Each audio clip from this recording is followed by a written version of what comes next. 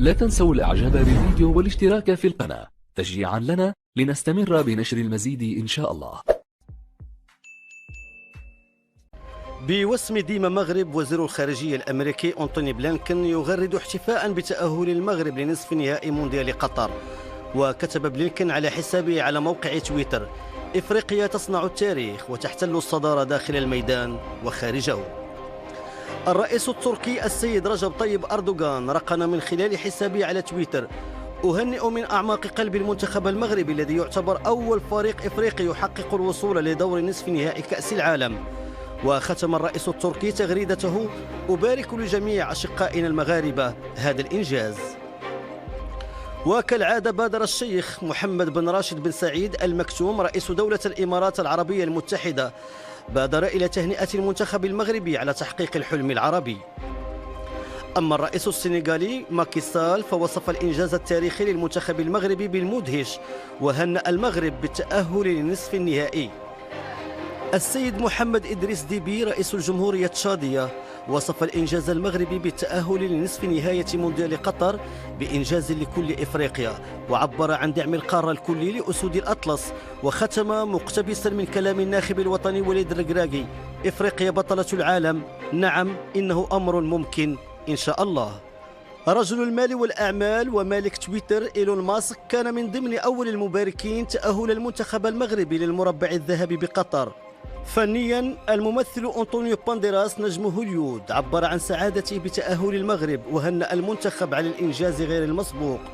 ولخصت النجمة الكولومبية شاكيرا كل شيء عندما كتبت: إنه زمن إفريقيا. فيما اختار عمرو دياب العبارة التالية: عملوها أسود الأطلس الأبطال، مليون مبروك.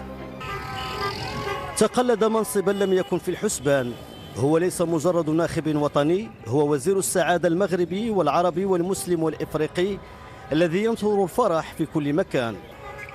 الصور من مدينة الدار البيضاء: المنازل أفرغت، الشوارع امتلأت، والفرحة لا حدود لها.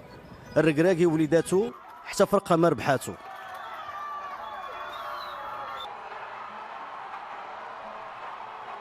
كنشكر بزاف الفرقه ديالنا، احسن منتخب في العالم. هاد الفرحه عمرني فرحت في حياتي.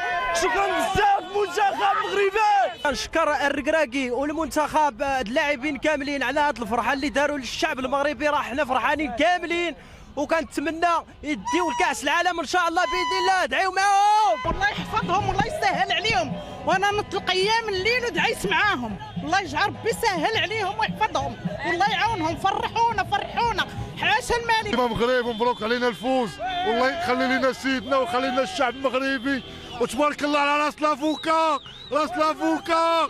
تبارك الله على الدراري كلهم، تبارك الله على المدرب. ان شاء الله غادي ندوزوا الفينال ان شاء الله. وتما غادي مبروك، فرحتونا فرحتونا فرحتونا. مبروك ديما مغرب، مبروك كريستيانو كيبكي. ليلة بيضاء عاش على وقعها البيضاويون على غرار باقي ربوع المملكة.